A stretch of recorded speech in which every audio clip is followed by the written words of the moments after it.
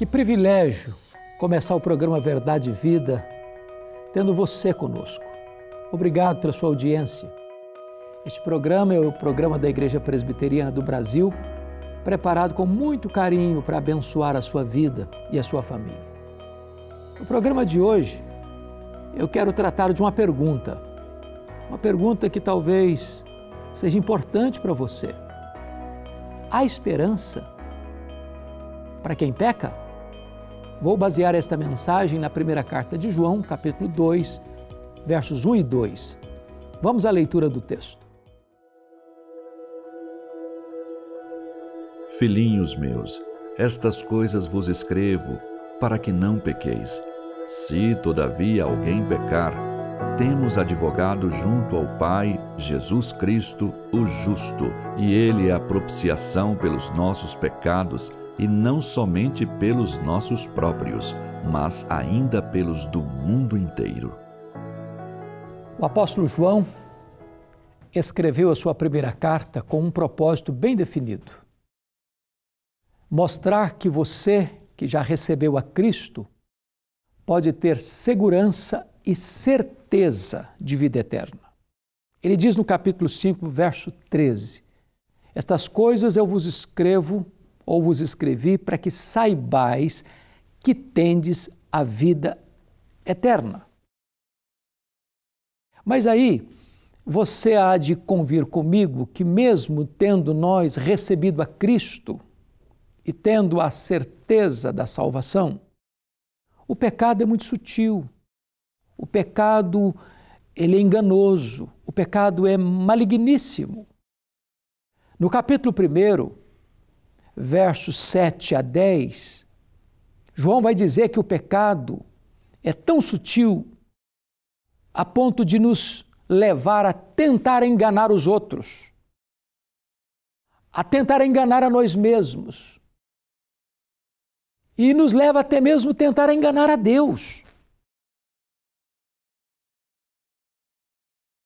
O pecado é terrível, porque ele mantém as pessoas em algemas invisíveis. E aí você escuta, e eu escuto quase todos os dias, pessoas desesperadas, porque caíram num fracasso, porque cometeram um deslize moral, porque entristeceram ou até mesmo apagaram o Espírito Santo,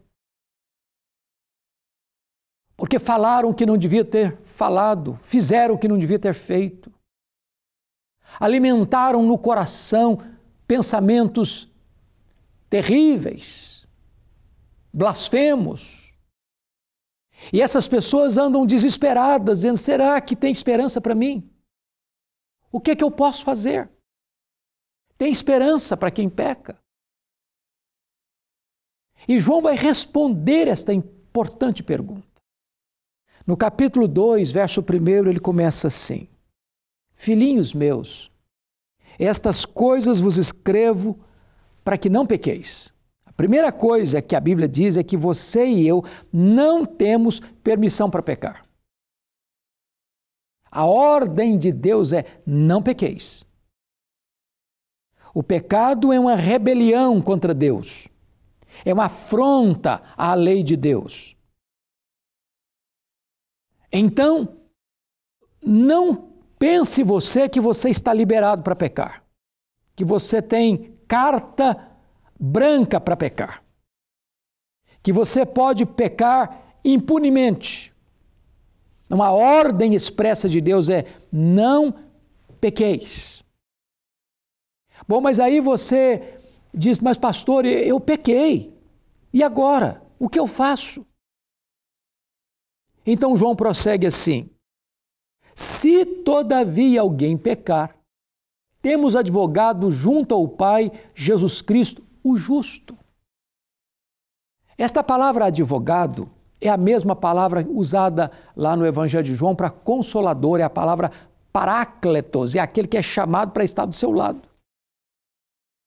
Se você pecar, preste bem atenção nisso.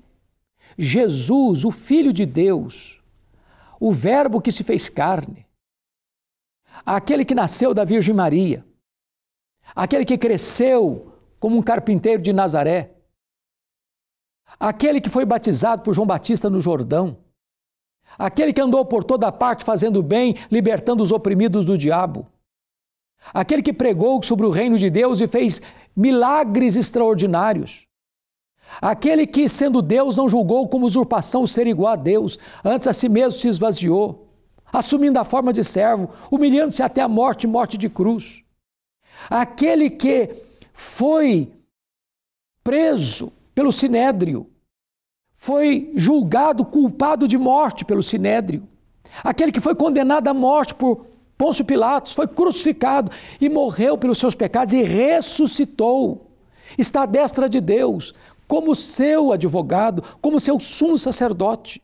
Ele é poderoso para interceder por você junto ao trono de Deus. Por isso a palavra de Deus lá em Romanos diz assim: quem tentará acusação contra os eleitos de Deus? É Deus que os justifica. Quem os condenará? É Cristo Jesus quem morreu, o qual está à destra de Deus e ressuscitou, está à destra de Deus e também intercede por nós. Jesus é o advogado, o justo. Agora eu chamo a sua atenção para alguns pontos. Há muitos advogados famosos, mas que erram como você e eu erramos. Mas Jesus é o advogado que nunca errou, nunca pecou, nunca transgrediu, nunca ninguém achou dolo em sua boca. Ele é aprovado pelo seu caráter. Segundo, ele é singular e pode ser o seu advogado junto a Deus, no tribunal de Deus, por causa dos seus métodos extraordinários. Primeiro, Jesus não veio para defender a sua inocência, mas reafirmar sua culpa.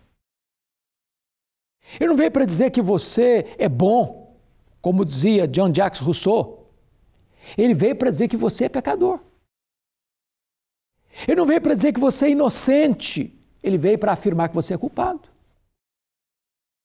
Ele não veio apenas para falar em seu favor, como um advogado faz, estando do nosso lado. Ele veio para substituir você e morrer pelos seus pecados. Bom, do ponto de vista humano, quanto mais importante um advogado, mais caro ele é. Pois Jesus não cobra nada, sabe por quê? Ele pagou todo o preço. Ele quitou a sua dívida na cruz. Ele morreu pelos seus pecados em seu lugar. Ele suportou a agonia na cruz, bebendo sozinho o cálice amargo da ira de Deus. Ele sofreu o golpe da lei, ele satisfez as demandas da justiça divina. Ele morreu não para possibilitar a sua salvação, ele morreu para efetivamente salvar você. Por isso ele é o advogado, o justo diante de Deus. Mas mais do que isso, quando você tem uma causa muito grande por alguém que tem muito dinheiro e um problema muito complexo, via de regra essa pessoa não contrata um advogado, ele contrata uma banca de advogados. Então deixa eu lhe dizer, ou Jesus é o titular absoluto da sua ação, ou ele pede subestabelecimento. Não é Jesus, mas a religião, não é Jesus, mas as boas obras, não é Jesus, mais Maria, não é Jesus, mais Pedro, não é Jesus, mais a igreja, não é Jesus, mais o pastor, é só Jesus. Não há outro mediador entre você e Deus a não ser Jesus. Não há outra porta de acesso ao céu a não ser Jesus. Não há outro caminho que você possa chegar a Deus a não ser Jesus. Então, só Ele pode trazer esperança para você. Ele é o advogado justo. Sabe por quê? Ele é a propiciação pelos seus pecados. Ele morreu pelos seus pecados. Ele aplacou a ira de Deus contra você e reconciliou você com Deus. Então, coloque a sua vida nas mãos de Jesus. Ele é a sua esperança. Nele você tem perdão, nele você tem restauração, nele você tem a própria vida eterna. Eu vou orar com você. Você que às vezes está aí angustiado, desesperado, corra para os braços de Jesus. Ele é rico em perdoar e tem prazer na misericórdia. Deus amado, eu quero te pedir que Tu abençoes as pessoas que estão nos assistindo, para que elas se rendam a Cristo e corram para os braços de Cristo e clamem pelo socorro de Cristo para encontrar nele restauração, perdão e vida eterna. Assim oramos em nome de Jesus. Amém. A Igreja Presbiteriana do Brasil é fruto de uma ação missionária da Igreja Norte-Americana que enviou o jovem pastor Ashbel Green Simonton ao nosso país em 1859, com o profundo desejo no coração de apresentar o Evangelho da graça de Jesus aos brasileiros. Ao longo desses 160 anos de história, o ideal missionário tem se tornado realidade.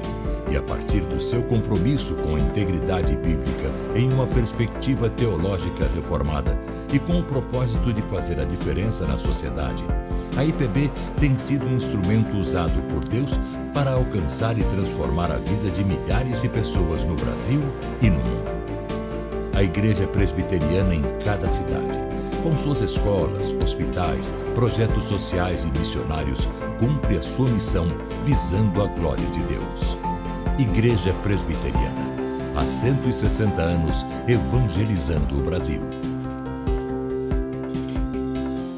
Pastor Rodrigo, que privilégio ter o irmão aqui comigo. Reverendo Hernandes, que refrigério e alento saber que Jesus é esse nosso advogado, né? Exato. Capaz de fato de nos trazer de volta para um relacionamento real com Deus, Criador de todas as coisas. E se você, como eu, foi tremendamente impactado por essa mensagem e você quer recebê-la aí na sua casa para compartilhar com seus amigos, vizinhos e parentes, basta você mandar uma mensagem para o nosso WhatsApp contendo a palavra vida. O nosso telefone é o código de área 11 9 47 18 94 50 e você vai receber a mensagem de hoje aí na sua casa. Você também pode encontrar lá no YouTube, o canal do YouTube do programa Verdade e Vida, todas as mensagens que são aqui compartilhadas todas as semanas no youtube.com/programa Verdade e Vida. Conhecendo um pouquinho mais do que nós da Igreja Presbiteriana do Brasil temos compartilhado a respeito da palavra de Deus, a mensagem do Evangelho da Graça, esse Evangelho que liberta, esse Evangelho que transforma, esse Evangelho que é capaz de fazer novas todas as coisas. Que você possa conhecer um pouquinho mais sobre a nossa igreja, que você possa conhecer uma igreja presbiteriana perto de você e se você não achar nenhuma igreja presbiteriana, que você possa procurar uma igreja genuinamente bíblica que possa trazer essa mensagem ancorada na rocha, que é o nosso Senhor Cristo Jesus. Não é verdade, Reverendo Hernandes? Isso mesmo, Padre. Muito obrigado, Rodrigo, pelo privilégio de ter você aqui. Eu que agradeço, Reverendo. E pela bênção de trabalharmos juntos neste programa Verdade e Vida. É uma alegria. Muito bem, e este programa tem exatamente este propósito, de levar ao seu coração, toda semana, uma mensagem de esperança. Uma mensagem que leva você à pessoa de Cristo, o único que pode nos dar perdão, salvação e vida eterna. O programa está encerrando, mas nós retornaremos no próximo sábado, neste mesmo horário, nesta mesma emissora. Um grande abraço e até lá, se Deus quiser.